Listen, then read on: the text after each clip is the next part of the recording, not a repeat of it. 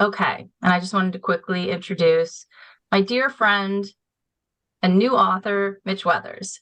Mitch is a high school teacher. He's an adjunct college professor, and he is the creator and founder of Organized Binder.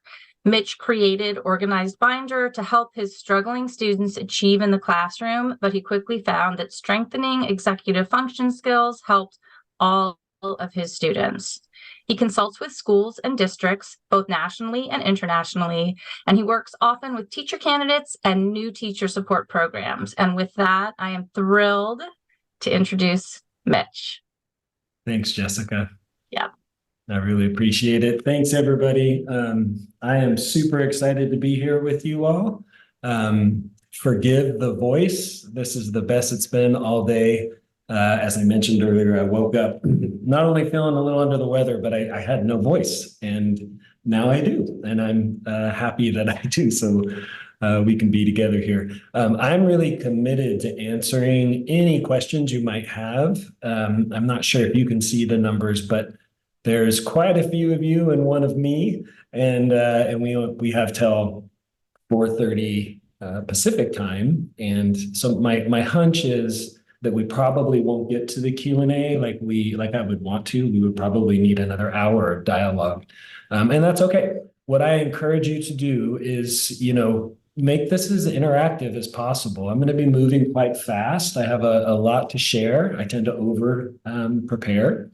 And I would love to follow up with you. However, as Jessica mentioned, we're going to do that with the Q&A, but also just comments. If there's anything that, that I'm covering that really kind of resonates with you, or, sparks an idea or anything, share that in the chat. The more kind of like symbiosis we have going on here, the better. And with that, I'm going to jump in, and I always like to start to try to be as little of a two-dimensional character, or make myself a little more three-dimensional for you. I am historically a high school science teacher. I live in Northern California, a couple kids and my wife. This is us tooling around in our 66 Volkswagen Bug when it's not broken down. When I'm not teaching and now doing this Organized Binder thing, my favorite pastime is trail running. I'm an ultra marathoner and like to see how far I can run. So a little bit about me. I hope you have a notebook or something in hand, because like I said, I'm going to move very, very quickly. This is all being recorded, so you can come back to it. But I would love for you to be blasting that chat, and also taking some notes for yourself, and we can follow up on the backside. So the first takeaway I hope you get from this, and these are things that I firmly believe now after many years of doing this work, that predictable learning routines create safer learning spaces. The second is that executive functions lay the foundation for success. And that's not just, you see that I do not have that saying academic success. These executive functions are the things that we use every day as adults and professionals. These executive functions are best learned when students get daily practice with them. We'll cover that as well. This is a big one I hope to make a point on. If you're here with any colleagues, or you're taking any of this back to, if you're a teacher or a leader or at a district, a school, a county office, that the shared routine, this predictable routine, that it doesn't have to infringe upon academic freedom, or in other words, what teachers do with their craft. And then finally, I don't think we need any studies to tell us this one. Students with more engaged families are simply more successful, and we can engage families in a unique way around executive functioning skills. I do want to begin with a caveat. Jessica mentioned this. I founded a program, an organization called Organized Binder. We work with schools all over the US and internationally. That's not the point of this talk. But to really drive home the strategies that are inherent to that program, what I've designed for our time together today is I'm going to show you actual Organized Binder samples, student samples, and then I'm going to show you how that could be iterated on if you're an educator at a school or a district that, or even a college that's not using our program. These strategies for teaching executive functioning skills are absolutely possible. All right. And there's some really interesting research around this. I hope you picked up a copy of the book. I'm really proud of it.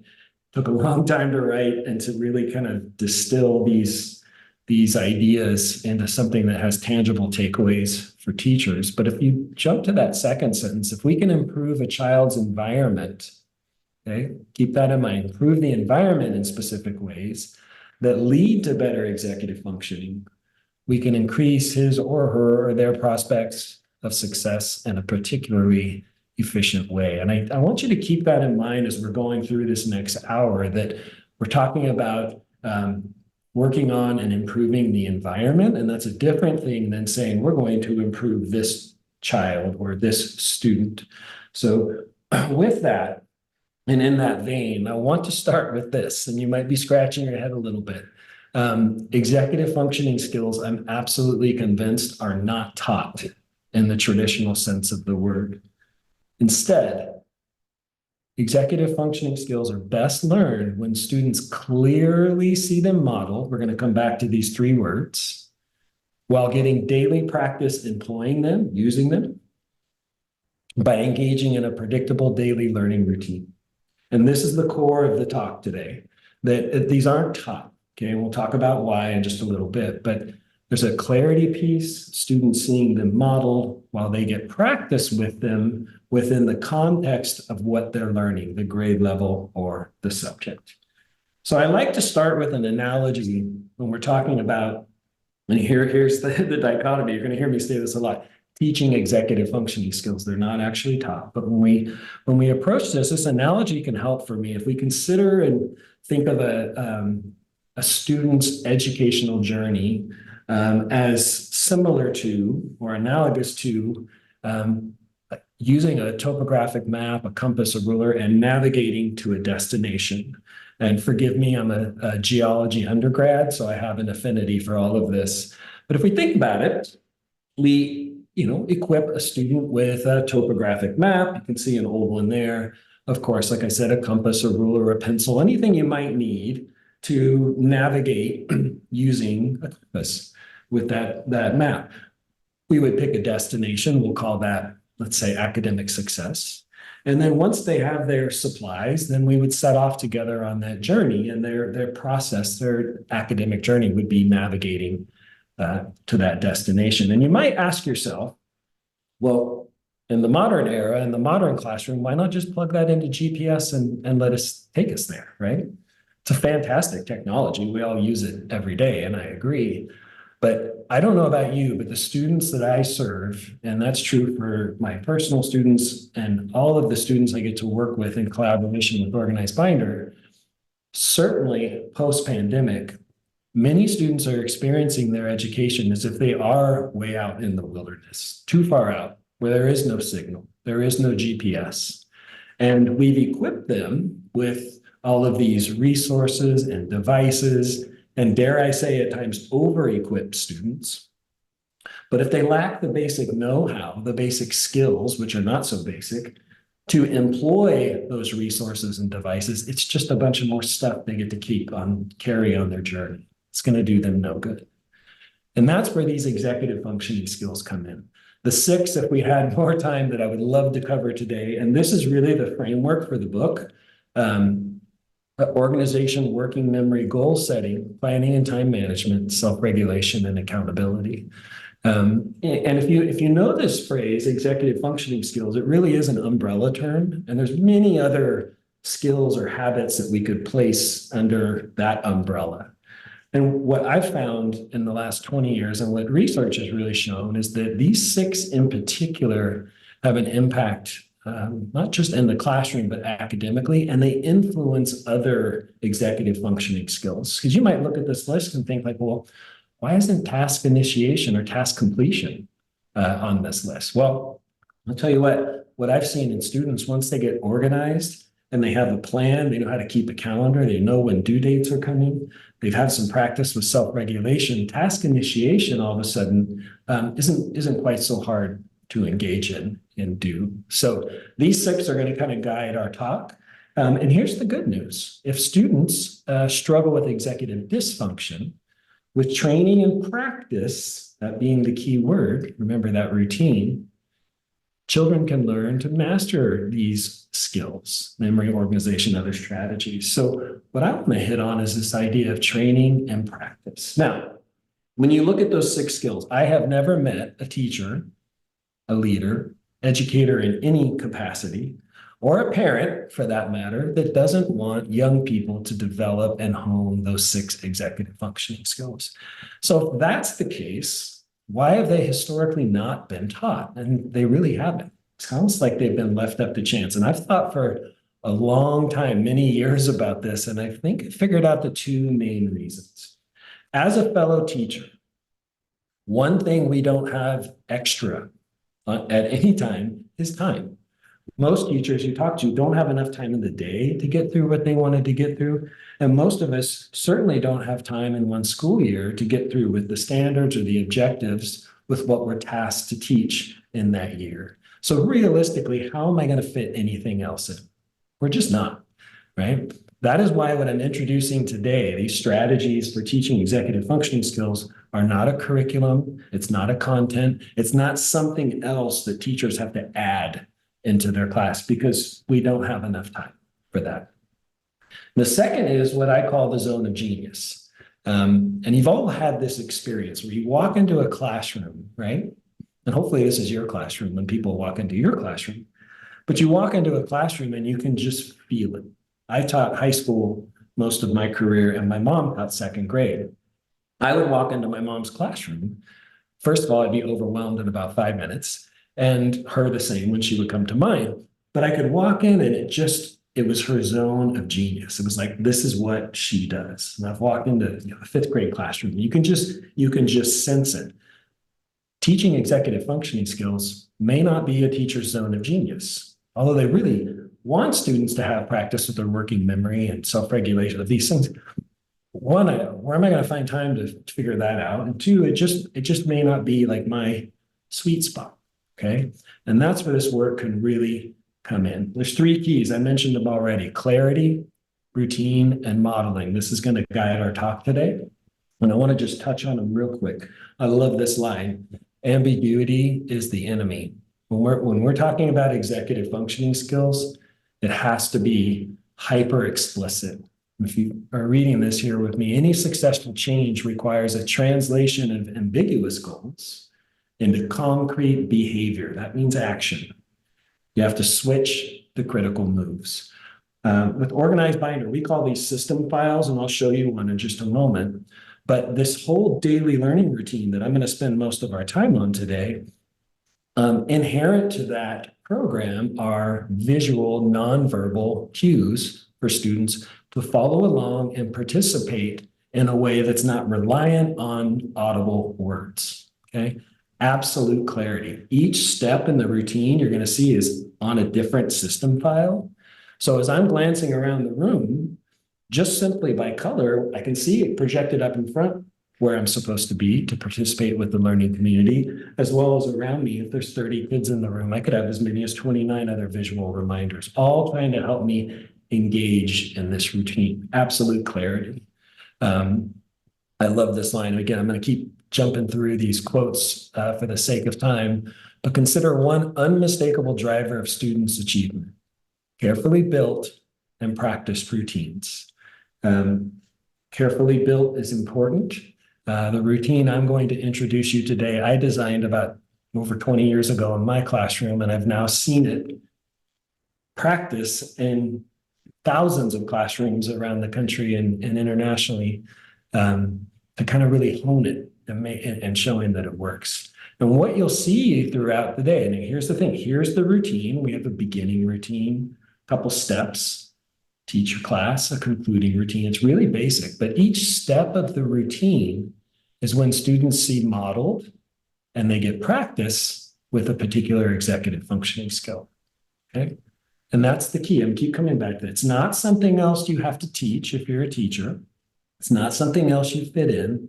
It's simply by virtue of engaging in this routine. And if it's a daily routine, of course, the repetition goes up because I'm engaging in it every day.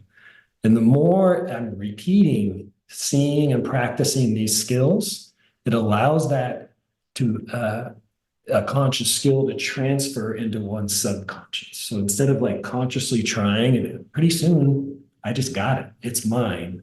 And now it's a transferable skill. And what happens there, and we'll talk about this in a little moment, it frees up something called working memory, which is really the engine for learning. Okay. So there's power in repetition. And I want to touch on John Hattie's work as well. When we talk about routine, I'm sure if you're here with me at this Corwin webinar, you're familiar with visible learning and Hattie's effect sizes. If you're not, it's absolutely fascinating, and take a look on the backside. But what almost always is top of the list, which means it has the most significant impact on students, is something called collective teacher efficacy. And I want to talk about collective teacher efficacy in terms of a routine. And if this term is new to you, I just want to touch on it real quick. The belief that teachers, and this is kind of a paraphrase, can more positively impact learning of their students if we work as a team. Now, if you're in middle school, high school, even in elementary school, working collaborative team is wonderful if you've ever done it. But in terms of subject area, of course, that can be kind of difficult if I'm not in my subject area team. So what could we rally around to make collective teacher efficacy a reality? Well, why not a shared predictable routine? I firmly believe that the more predictable the learning environment, the safer it feels. And when students routinely feel safe or safer, they're more likely to take risks that are inherent to learning. And let's not forget, for many students, life outside of school is anything but predictable. In fact, it might even skew towards chaotic. So when I get routine time, just being in a predictable space, that feels really good. And if we rally around as a staff, as a school, as a grade level, and we collectively commit to a routine, that has power. And if by a byproduct of that, students get practice with and engage and start to hone these executive functioning skills, wow, that's a huge win for students. And here's what happens. I call it the learning labyrinth. I talk about this a lot in the book. For many students, for various reasons, I'm based in California, Northern California, and of course, I work with a lot of multi-language learners, always have. And I could tell that my multi-language kiddos, they just used a significant amount of mental calories just navigating the school day. They could have been going to as many 5 or 7 different classes as a high school teacher, of course, all different content areas. But what if they all are different expectations, different routines, and everything is different? I'm having to carry that with me in a way that their English-speaking counterparts didn't, if we're relying solely on audible cues. And with that, we call that there's a cognitive load.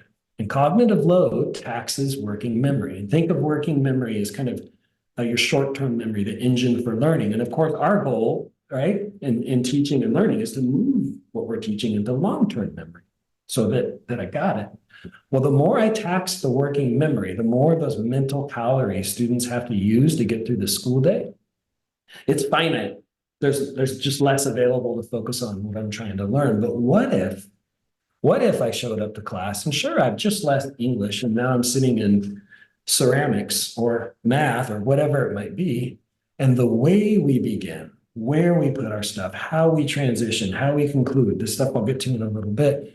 If that looks largely the same or identical, all those mental calories, that cognitive load is lifted. My capacity and agency as a learner can start to grow, okay? Simply by rallying around this shared routine, reducing that cognitive load, okay?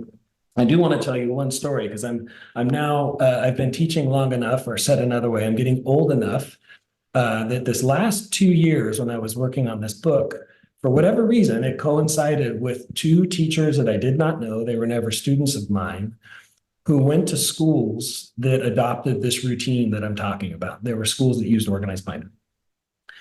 Different states entirely, but for whatever reason, both of these, when they were young people, just had a really traumatic year, had to switch schools, most of it due to some family situations. But they said they remembered going onto campus and that visceral feeling of not knowing anybody.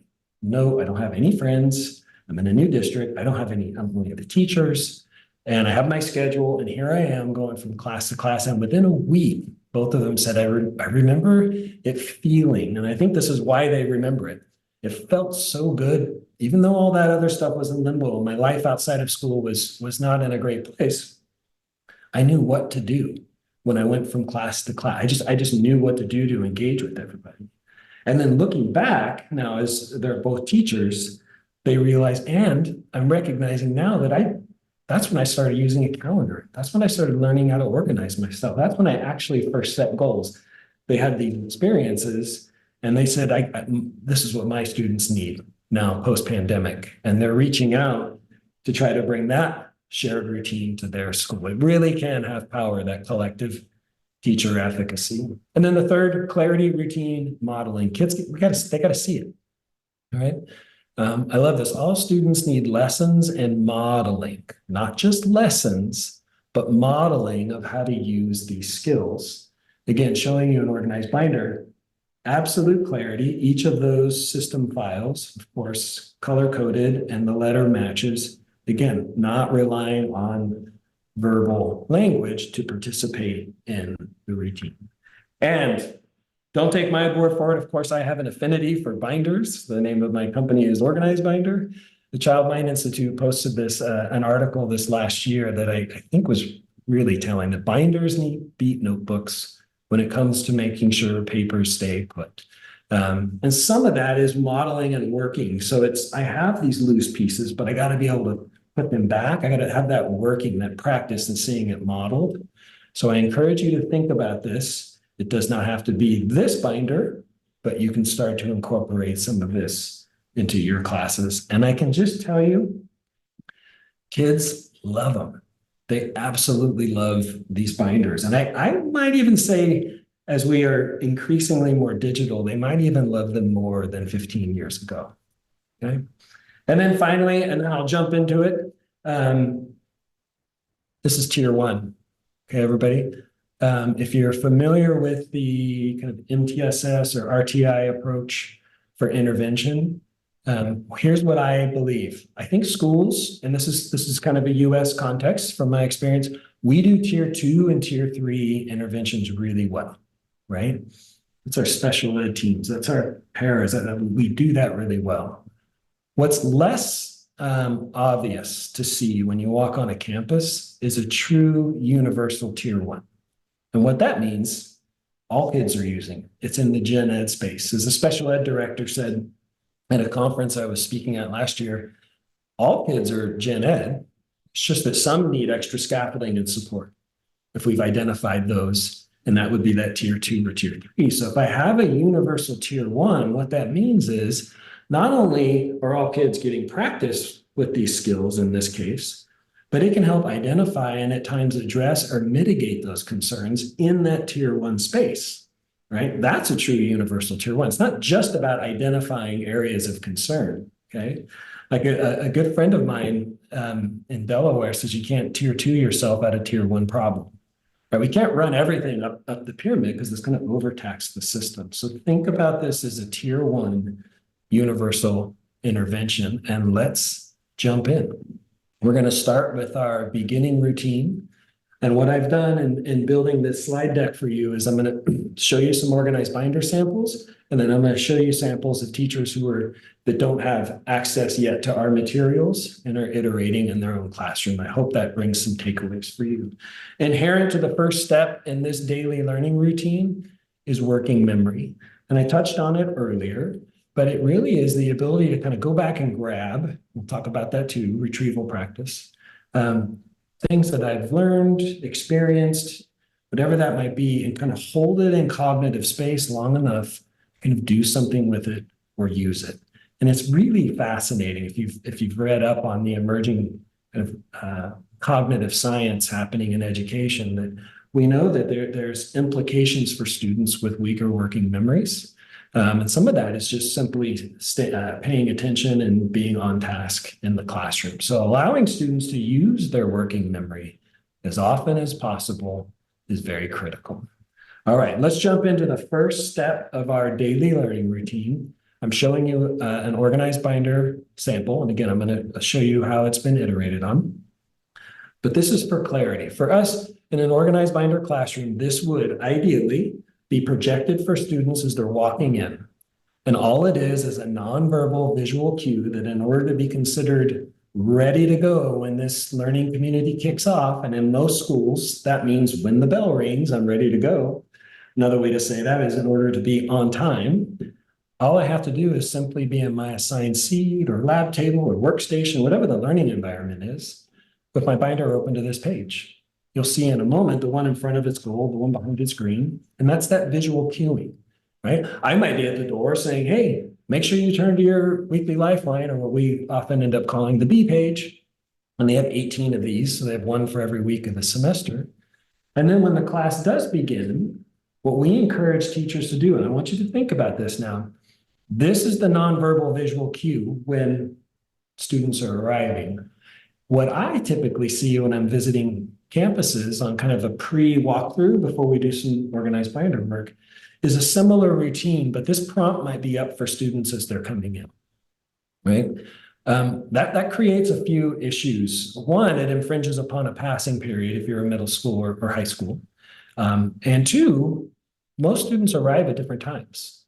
Of course, if they're coming from different areas, different classes, had to go to their locker, go into the restroom, whatever it might be. So if I have this up for students, when class actually does begin, I've created an environment where all 30, we're going to stick with that class size, all 30 of you are in slightly different places in completing it because you all arrived and engaged in it at different times. So once class begins, I might take 1, 2, 3 minutes just to kind of get everybody in the same place and go over. This is less of a big deal in a self-contained, like upper elementary classroom. But let's just stick with this. I can have the same nonverbal visual cue, just like this. Hey, all I need you to do is be ready to go when we begin. And what that means is you're in your assigned seat. Your binder. I tell you a bunch of good stories about this in the book. I hope you read it. And so I come around. Here I am at class and I'm looking around and I can glance around. Here's that clarity piece and I can just see who's ready to engage, who's ready to go and who's not. And I can give some gentle reminders about where you need to be. And then when I actually do start class, we call it the kickoff.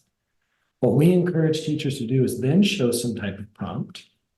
And the goal of this prompt is to revisit and reteach previously learned concepts, standards, or objectives if it's not a standards aligned course, with a goal of clearing up misconceptions and answering students' questions, right? And there's a few challenges here, and research is clear about this. The more clarity teachers bring to the point or the objective of every lesson, the more likely students are to get it, okay? So clarity is king. So let's just pretend it is this hypothetical Monday, September 14th, and let's just pretend that the last time I saw you was Friday. What was the point of my lesson? Because if I don't know, they're clearly not going to have a whole lot of clarity around that. But if I do, can I distill that down into a prompt that gives us this chance to engage and interact with this material? It's not a quiz. It's okay to get it wrong. It's okay to be confused. This is about clearing up those misconceptions and helping me get laser focused on the point of every lesson, okay? Students, think about what they're doing. They're recording this prompt and they're having to go back and retrieve and engage with the material that we interacted with on Friday. That's something called retrieval practice. The more often students use retrieval practice, that's kind of the mechanism for moving information into our long-term memory, and it requires working memory capacity. So we want to reduce that cognitive load. This is very clear. Any of us could do this. Right? But what I like to say is it's allowing students to flex their working memory. Every day, I'm flexing my working memory with retrieval practice. And just like anything, the more I flex it, kind of the more familiar I become and the stronger it's going to get over time. Okay? Another thing that's happening here, you can see that B5 in the upper right-hand corner. If a teacher is consistent with this beginning routine, let's pretend that this is the 5th week of school. And I'm nearing the end of my first unit of curriculum. I could have as many as, let's pretend I'm teaching a standards aligned class too. I could have as many as 25 standards aligned prompts with responses, my students can, that they can use to learn to study from. Just by having this casual starting routine. Take that out throughout the semester. We get to the end of the semester and let's just pretend, forget holidays and everything. It was an 18-week semester and you had 5 days a week and it all worked out, which it never does. But you could have as many as 90 standards aligned prompts with the responses that students can use to learn to study from and prepare for larger cumulative summative assessments, and then take that out throughout the school year. It's a semester-long course, keep it at the course. Now, one of the keys with our work is that teachers, you keep a class sample. And what that means for you is that you've scripted out a beginning prompt for every day of the school year that you can look back on in subsequent coming years to help better prepare and reflect and kind of hone that process. So just simply getting laser focused on what we're teaching. Here's a sample a teacher sent in. Clearly not an organized binder, use the same language, kickoff, and it seems that they're putting that above some notes that students are taking. Here's another example. They don't all have to be written, but it is meant to be this time, just a few moments just to reteach.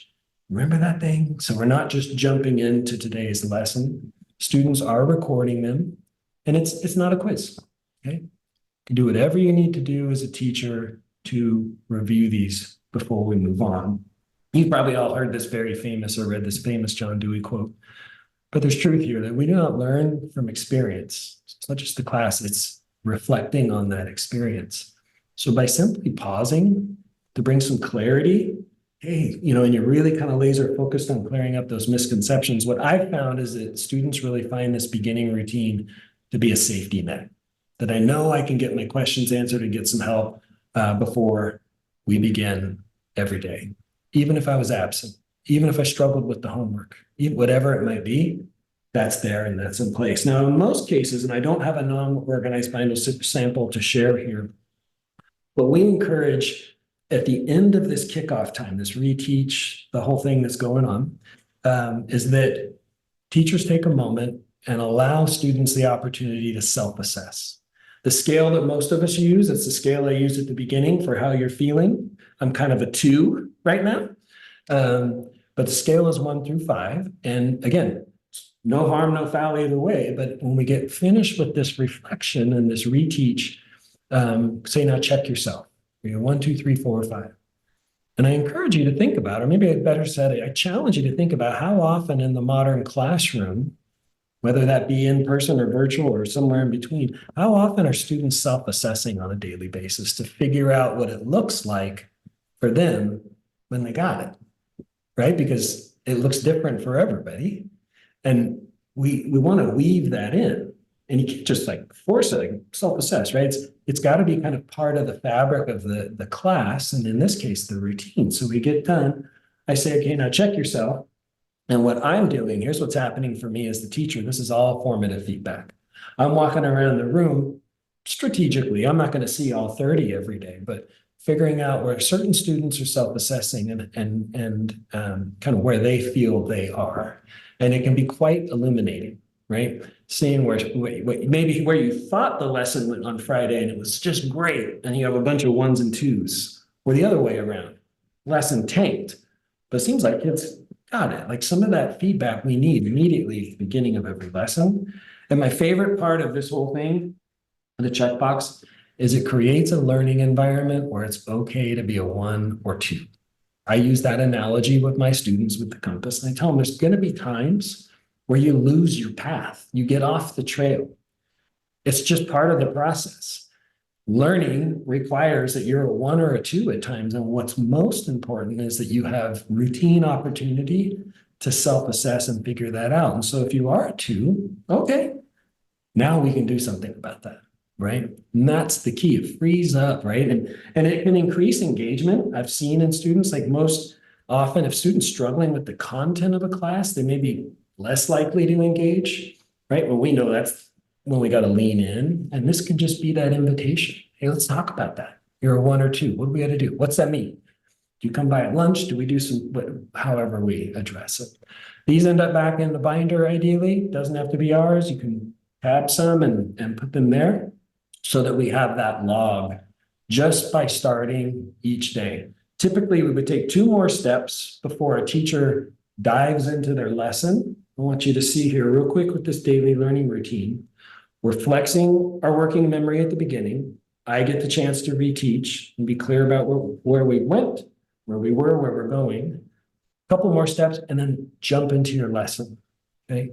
I had mentioned earlier that a shared routine, imagine if in a middle school and high school, or even grade level to grade level in elementary, if that was just the expectation to be on time, to be ready to engage.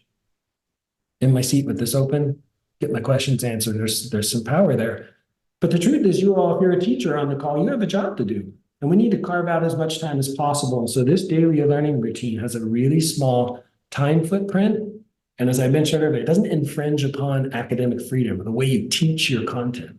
We're talking about the first few moments, these steps, and the last few moments. And from my observations, that's historically some of the most underutilized class time.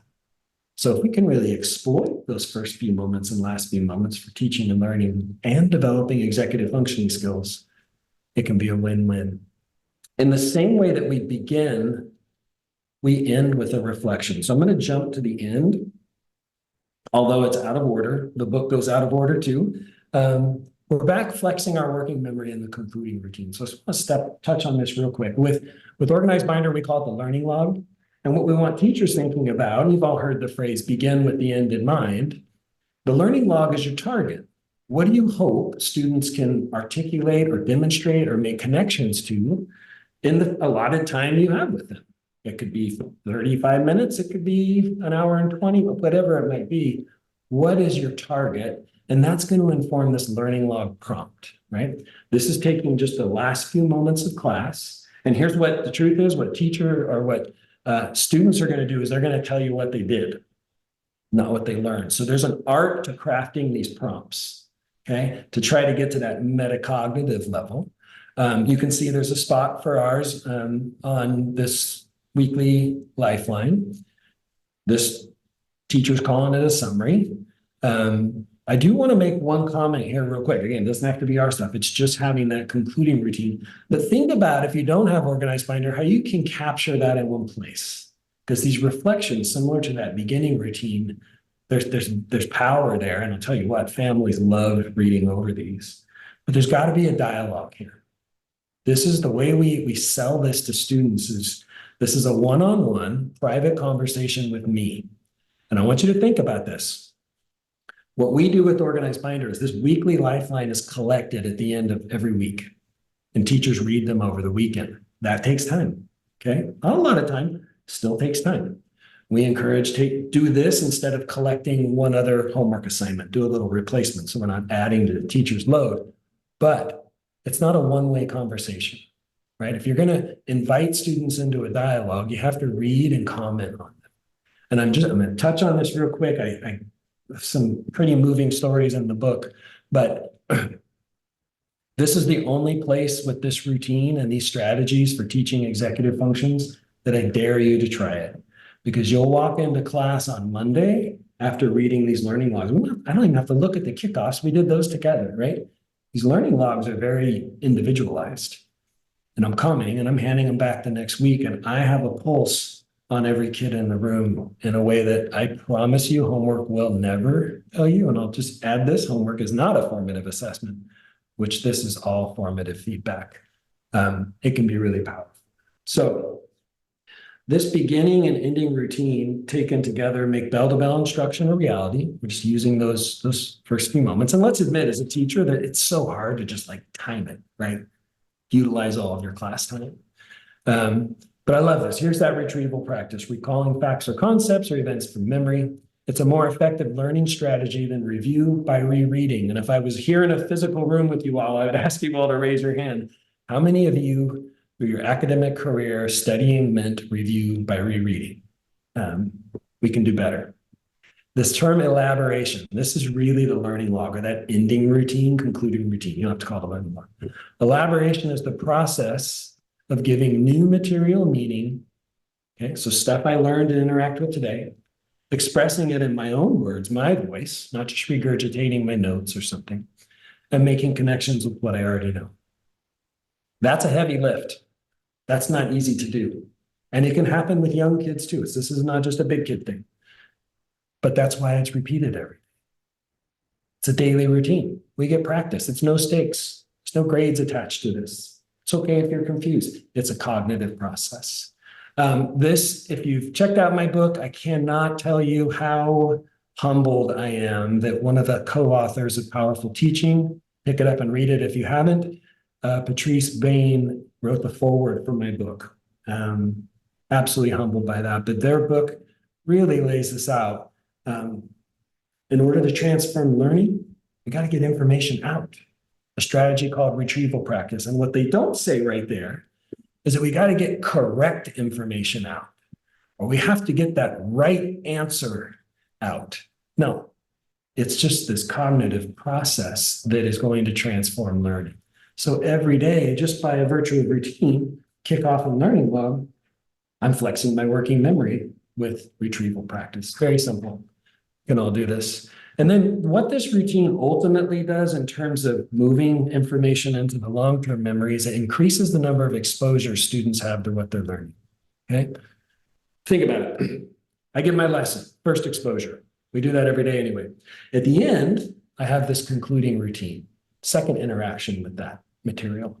If you give any next steps or practice outside of school, homework kind of stuff, that could be the third exposure. And when you come back to me 24 hours later, within seconds, within moments of starting, we're right back to that material. And it's not anything teachers are having to do. It's just routine. We're already teaching their content, right? The word I use with my students is I'm just going to marinate you in the content. We're just going to keep coming back to it, okay? By virtue of routine. All right, let's go over these other two steps and then so we don't run out of time. Take you back to the beginning. We've done this kickoff, and laser focused on clearing up misconceptions. And then we jump into the next step of the routine. We call it the agenda in Organized Binder. And it's really about the skill of planning and time management. And it all can happen with taking a moment to introduce your lesson.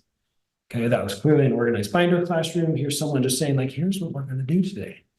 Now let's think about that. There's power in that, just keeping it predictable. So I know what's coming at me. I'm creating a very clear log if I happen to miss class for some reason. I know exactly what we did. Families love that clarity, okay? But there's also something here that's kind of subtle that happens. At the beginning of every class period or school day, there's just some business stuff that teachers have to deal with. It could be taking attendance by a certain time. It could be handing papers out. I might need to check in with this kid. I need some time. I can't just jump right in. Well, that kickoff is meant to be a review, reteach. I'm on, right? We're doing that. They're checking themselves, doing that self-assessment. And now I'm talking about what we're going to do today, okay? Passing papers out, putting in my attendance. It gives me just that little bit of wiggle room, and I can introduce the lesson. And then on occasion, picking one larger upcoming weightier assignment or assessment, something that has some meat to it, like a project due date if you're a PBL person, or an exam. For me, it might be a lab report as a science teacher. So what I encourage you to think about is, how do I model this skill of time management, which is really like prior planning. So I might say, hey, we're going to do this lab this week. I'll tell you about that when we get there. Next week, I'm going to introduce lab reports because we're here at the beginning of the school year. I'm making this all up, right? But I know your first lab report is going to be due at the end of next week. So let's write that on our agenda, because that's what people do who keep a calendar. And I promise I won't give you anything to do the night before, because I want you to finalize that lab report. So let's write that on our agenda too, because that's what people do who keep a calendar.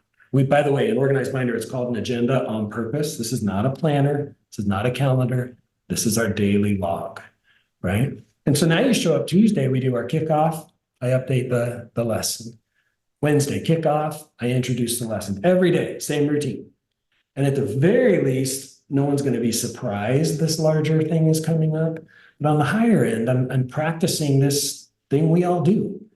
you've got to put stuff on your calendar. And it seems basic, but it's like the foundational executive functioning skill that rarely gets taught. It rarely gets modeled. And now I can start talking about what you do with a syllabus when you end up in community college or trade, whatever.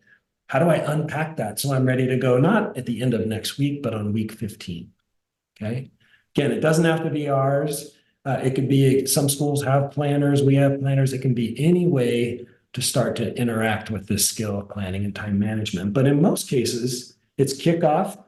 I introduce the lesson, so we have that log and I'm increasing predictability. And then I move on to our third step. And in most days, after this step, we're done. Reteach, introduce the lesson, and you got to get yourself organized. Here's our hypothetical day, the 14th. Here's the truth. We're more productive, we're more efficient, we're more effective, and we just feel better when we're organized. We all know it, right?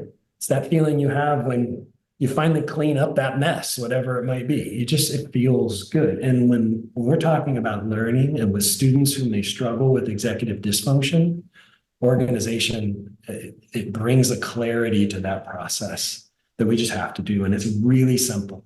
Watch that date column, okay? Kickoff, agenda, table of contents.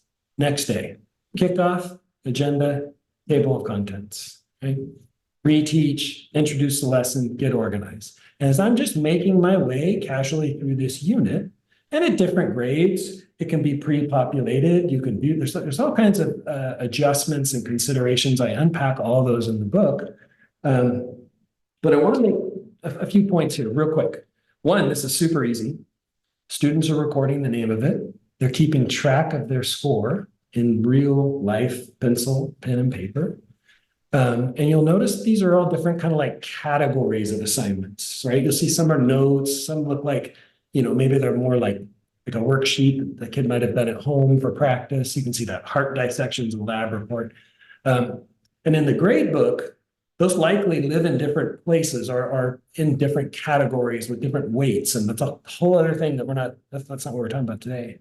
But I say that to say in an organized binder and in this routine, I'm encouraging you not to have dividers that say notes and worksheets and homework and quizzes, whatever those categories in the grade book might be. And here's why. The daily lesson plan of a teacher is, of course, paramount. We're talking about that clarity, all that. But so is the unit plan, right? And here's the truth, teachers. If you're a veteran like me, you've been around a while in this, you get better at your unit lesson planning the longer you've been in the classroom, right? When you're first there, you're kind of making it up unless you have a collaborative department and people supporting you. So that unit structure matters. We sequence the things we're teaching and students are creating all these activities to engage to increase retention. Like we hope that they're going to learn this, right? And there's an art to that. It's incredible. So if I have an organizational system that rips that all apart and puts it in different places, not how I grade it, but what's in the student portfolio, that's problematic. So the table of contents for a teacher, this is all about just giving you a very simple scaffold or structure on which you can hang your unit lesson plan. And each day, it's just a moment. Just update this, right? If you're following that date column. So it's step 1, step 2, step 3. And here's the deal. All students do, here's obviously a non-organized binder sample. Students write that number and they put it in the upper right-hand corner, okay? Here. So if in this teacher's class, let's say they really are on like 20, it's a long unit, right? Right behind that table of contents would have been number 1, number 2, number 3, number 4. And I'm telling you, this is really interesting. A couple things. Well, first and foremost, if you do this and try it, students will know when they're missing something.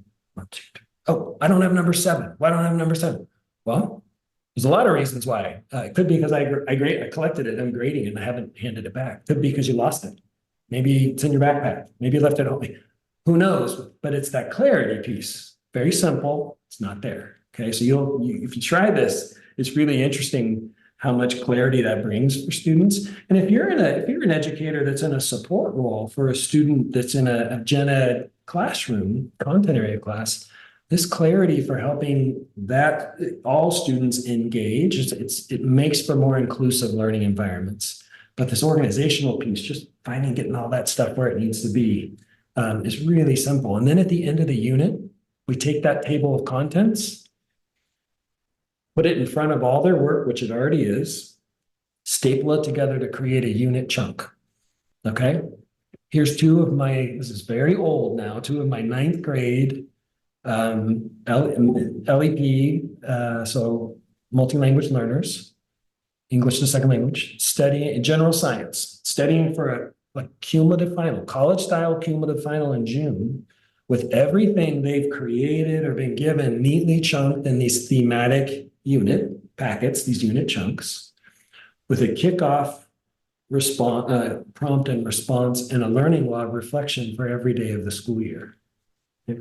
Talk about setting students up for success, right? And all along, they're practicing these executive functioning skills, right? That's kind of like a byproduct of the routine. Well, another byproduct is all of this ends up back in the binder to create a course long, or in college, a block schedule, semester long portfolio. Some call them data binders. Some schools we work with call it the crown jewel, but it's all of their effort and what they've learned in a year-long portfolio. Now let's think about a few things here. What's that mean for me to show up to in a 6, 7, 8 middle school to 7th grade ELA with my 6th grade ELA portfolio? What does that do for subject area collaboration, right? Let's look at the elementary to middle school transition. How much more successful am I going to be with these portfolios that I've created in my content area classes, or that problematic 9th grade transition to high school? And again, just a byproduct of the routine. And here's what I want you to all think about, and maybe even throw a comment out. We don't know these students' grades. Everybody in class is a part of this learning community. And if you pick up this book, I make it very clear that like a learning community, what we think of as a class, is the sum of all of its parts. So if some are less engaged or not engaged at all, then it's not the learning community it's meant to be. Every individual matters. And that participation can be taxed or hard to do if I'm struggling with the content. I mentioned this earlier, like I don't feel like I'm as much a part of this learning community, but you are, and I'm going to hold you accountable to do so and engage in this routine. So you might get a C in my class, but you have your portfolio. And you want to talk about a paradigm shift for students who've struggled academically, just seeing themselves, we all know this, right? A lot of Dweck's work and others, how I perceive myself as a learner or as capable within an academic context matters, might matter more than anything, right? So sometimes we have to shift that narrative and create this course-long portfolio. Again, it doesn't have to be an organized binder, but students love them. So in most cases, beginning routine, I get that reteach, introduce the lesson, sometimes do that calendar bit. Let's get ourselves organized before we jump into today's lesson. Usually I'm into what I'm teaching, just a few moments. On occasion, I encourage you to think about a toolkit. We call it the academic toolkit. And there's certain resources that you are going to equip students with, teach them to anything. It could even be an assignment, but that they're going to need to reference throughout the school year, right?